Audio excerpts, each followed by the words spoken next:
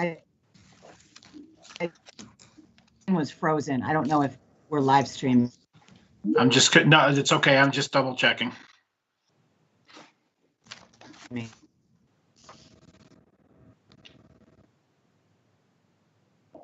I'm back again. Are we live streaming yet, Damon? I'm checking on that. Sure. I apologize. My screen. Yeah. It's freezing and unfreezing. Allison, can you just confirm if we're all set? Okay, Yes. so okay, so we are back into the regular session. My name is Danielle Rado. I'm sitting as chair by designation for a very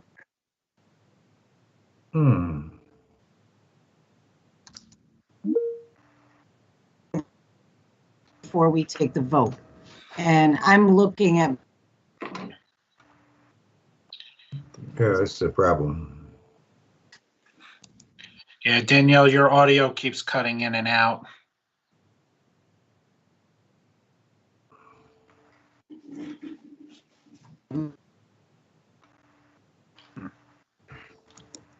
My Wi-Fi is going in and out. All right. Can you all hear me at this point? Yes, right now we can. I am so sorry. This has never happened before. Can we identify ourselves for the record before we vote on the complaint that we are going to vote on, please? Can we start with you, Mike? Danielle, you may want to go back and do your introduction again. I mean, do we know that it went out anywhere? None of us heard you. And again, I'm so sorry. I've never had this issue with my Wi-Fi. Yes, I apologize. So we are now in regular session. I'm Danielle Rado. I'm sitting as chair by designation for a very limited purpose, which is to handle complaint number 21-0001 due to conflict by Judge Albus. And so before we vote, if we could all identify ourselves, please. Perhaps we can start with you, Attorney Bowler. Yes, good afternoon. My name is Michael Bowler. I am counsel to the Standing Committee.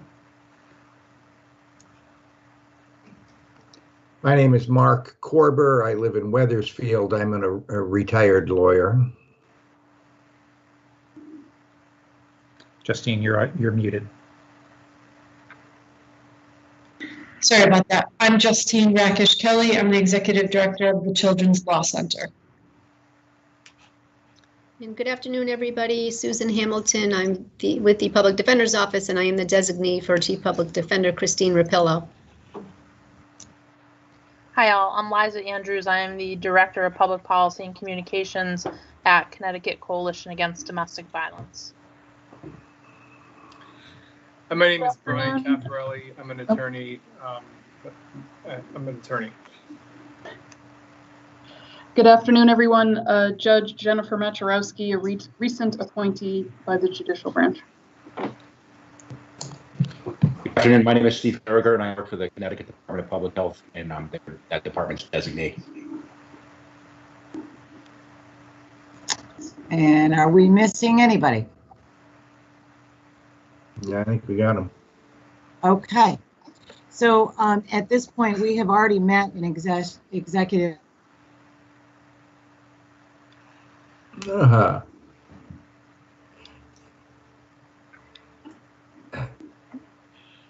Danielle, your Wi-Fi cut out again. Oh, goodness. I apologize. So we have met in executive session to discuss the recommendations of the probable cause panel relative to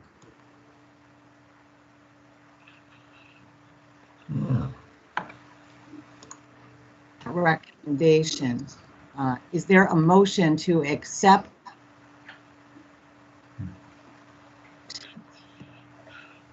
And is there I a move- second to that motion? I'll second the motion. Is there any discussion? Damon, we probably should go back and, Yeah. Danielle, you're cutting in and out. Goodness, Um, we could just get through this. why don't I do it? Yeah. That's great. Good afternoon. We were in executive session on complaint number 21-0001. We are now live streaming on our public session. A reminder to those that may be watching that these matters are confidential and the parties will not be named. In executive session, the standing committee did reach a decision, and may I have a motion from one of the standing committee members to approve the decision reached in executive session? So moved.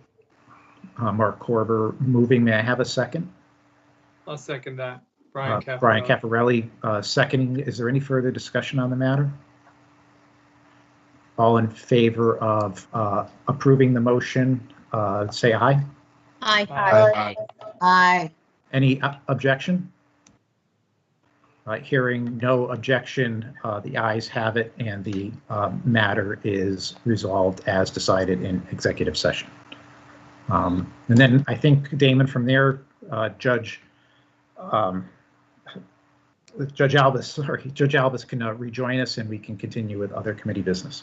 Yep, I've just informed him of such. Mike, thank you very much. Oh, you're Thank you welcome. so much, Mike. And again, You're I welcome. apologize. I've had it happen to me, Danielle, too many times. It's just Perfect one of those timing, things. right? Exactly. Yeah, it was great. Good afternoon again. Good afternoon. Good afternoon. Right, and thank you, Attorney Rado, for temporarily chairing. We'll resume our normal agenda at this point. So the first item would be the review and approval of the minutes of the previous meeting of January 21st, 2021, which everyone should have received. Is there a motion to approve those minutes? So moved. So moved. It's moved and seconded. Any discussion? And all in favor? Aye. Aye. Any opposed? Any abstentions? All right, the minutes are approved. I believe number 2 on the agenda is the matter we took out of order, possible removal of individuals, from which I recuse myself. That has been completed. The next item is changes to the list of active persons, active list of persons qualified to serve. And Damon, I believe you had gotten 2 inquiries about parties wishing to be reinstated to the list. Is that right?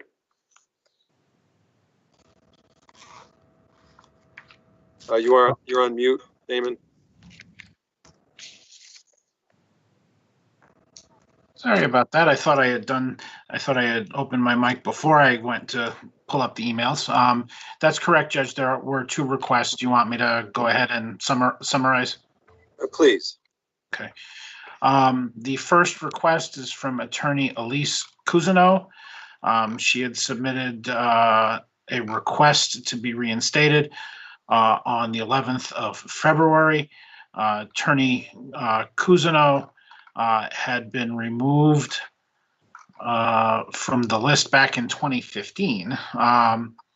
But she indicates in her reply that she satisfies all the requirements of Practice Book Section 25-62, and she has taken the required continuing education classes within the past 3 years. She has also indicated that she's willing to take cases on a sliding fee scale and would be willing to consider contracting with the Division of Public Defender Services regarding taking cases at state rates. All right, is there any question about this application? Let me just perhaps explain, since this I think is the first one since Judge Maturowski came on the committee. We have the list that we maintain of qualified persons to serve as guardians ad litem and attorneys for the minor child. There is an annual request by email that persons on the list update their information so that we can determine their eligibility to remain on the list. Sometimes those emails aren't responded to and a name is dropped, and then subsequently that person will ask to be placed back on the list and must demonstrate at that time that they still meet the requirements to be on the list. So this is one of them. Damon, my only question would be, was there any requirement? I know we have the periodic 3-year or stringent requirements. Are we in good shape on Attorney Cousino as far as that goes? Yeah, she did state in her reply regarding the continuing ed that she has taken the required continuing ed classes within the last 3 years. All right, great. Thank you. Is there a motion to reinstate Attorney Cousino to the approved list? So moved. I'll second. All right, any discussion? If not, all in favor? Aye. Aye. Opposed? Abstentions? All right, it's unanimous. Thank you. Damon, the next one. All right. The next request for reinstatement came from Attorney Jill Allward. Attorney Allward, I believe, had originally reached out to the Division of Public Defender Services about contracting with them to take GAL cases at state rates paid by the state. And at that time was informed that she was not currently on the active list. And so she had been removed from the list for failure to respond to the annual email at the end of at the beginning of 2020.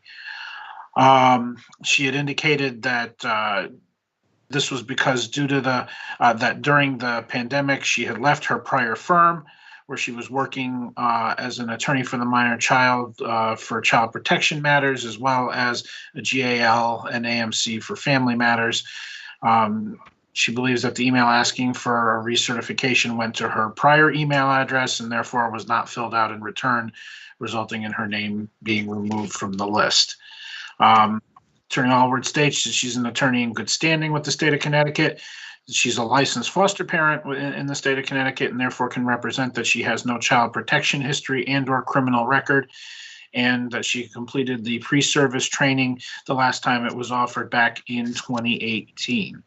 And she had been previously, she says she was previously approved in 2018 as a GAL in family matters. She said she's willing to take sliding scale appointments, and she'd indicated as to whether she would be interested in contracting with the Division of Public Defender Services.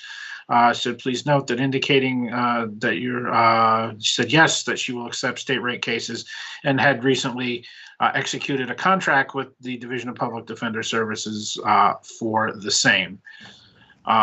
With regard, Judge, to the continuing education requirement, she had taken the training in 2018 for the last time we offered it. And those individuals, when we asked in 2019 whether they had fulfilled the continuing education requirement in the practice book for GALs, they were exempted because they were part of the new class that had been made, that had become GALs 1 year prior. All right, thank you. Is there a motion to reinstate Attorney Allward to the list? So moved. Second? Second. Any discussion? All in favor? Aye. Aye. Opposed? Abstentions?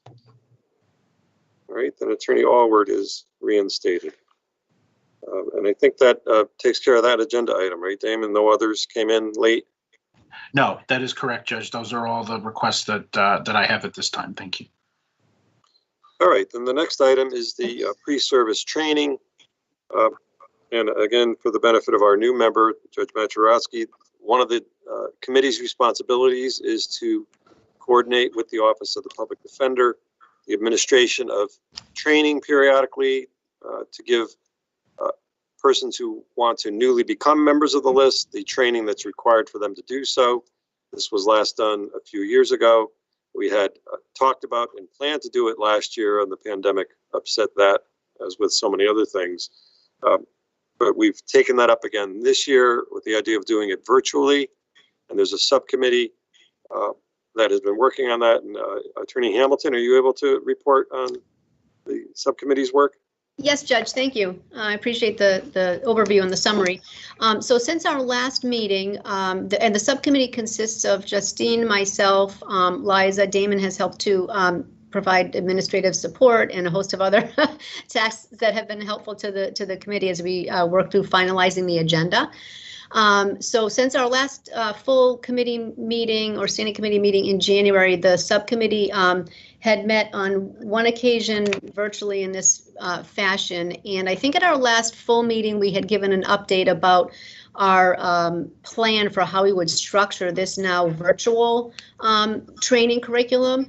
And while the last training was, of course, done in person a few years back, we looked at the feedback that we had gotten from the participants in that training and have sort of revamped the agenda to break it up over several days. We're looking at tentative dates in June, which we have actually ironed out, I believe, with most of the speakers, and I'll ask Justine and Liza just to confirm that. But our plan is to open this up to a virtual in a virtual training format across several dates in June of 2-hour blocks of time that would account ultimately for 16 hours of the full 20 that are needed that would end up being virtual online trainings, and then 4 hours of offline sort of mandatory readings and homework as we're referring to it as at the moment.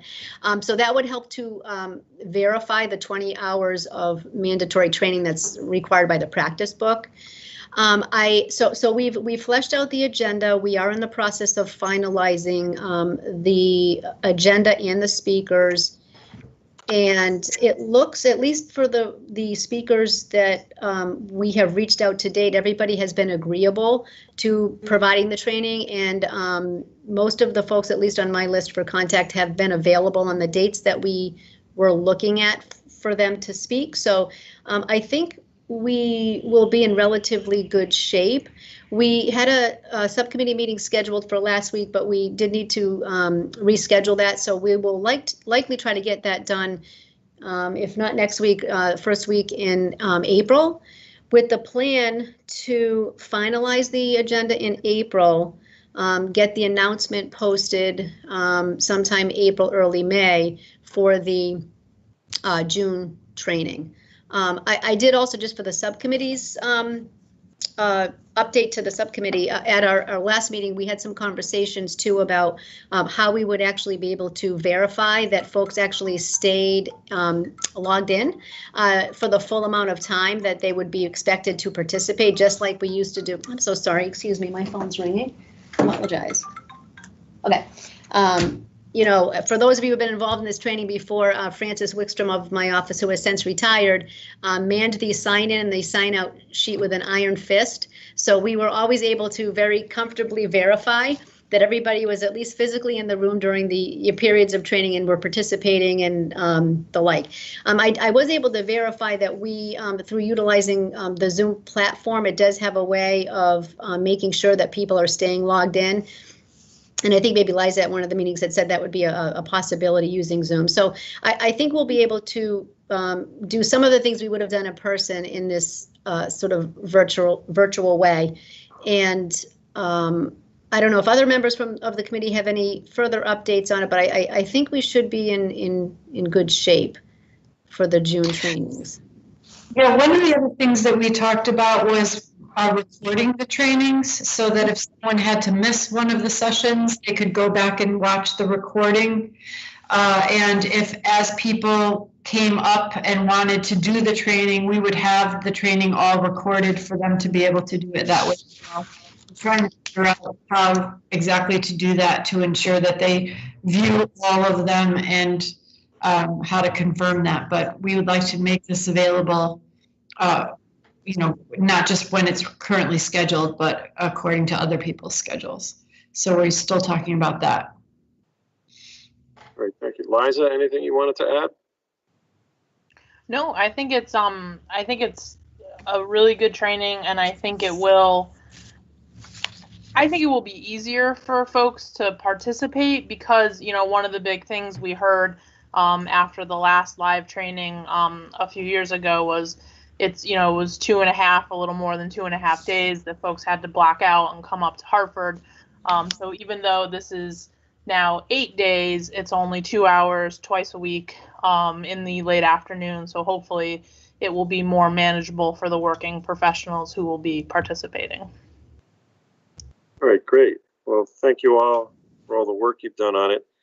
We are required by the practice book to approve the curriculum.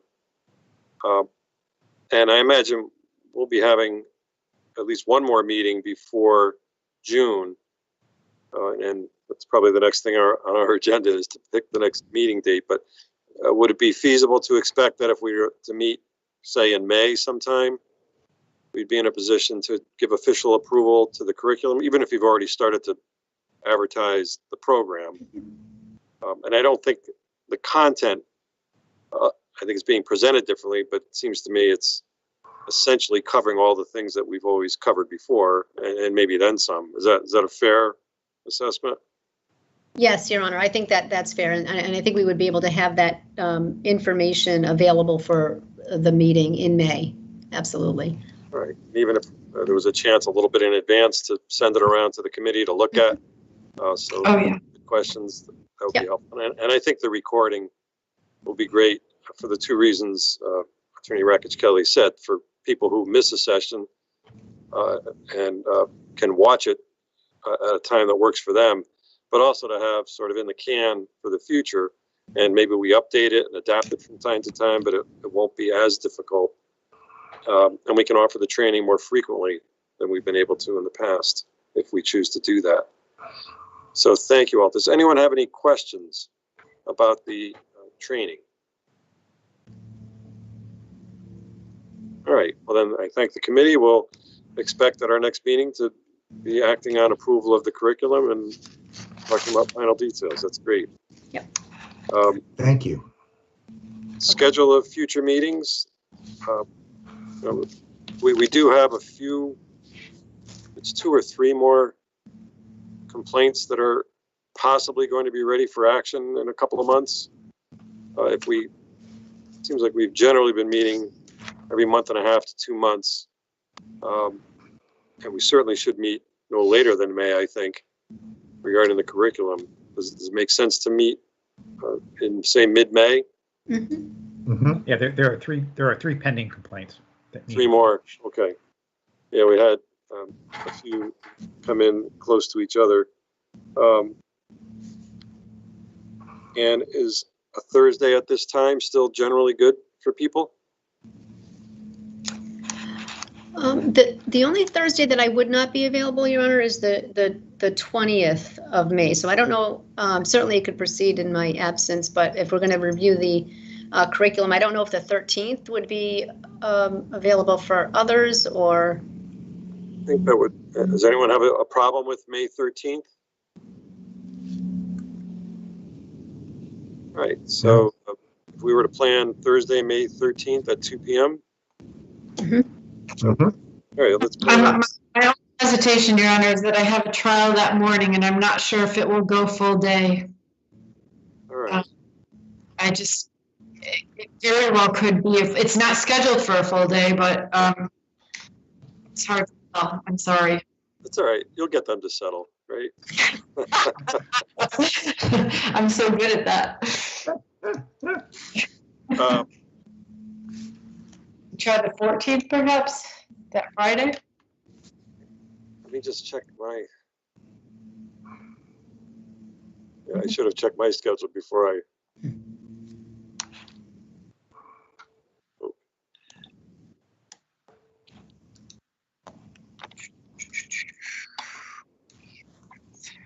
Does anyone have a problem with Friday, the 14th? I can do that. Do you all just hate having a meeting in the afternoon of the 14th?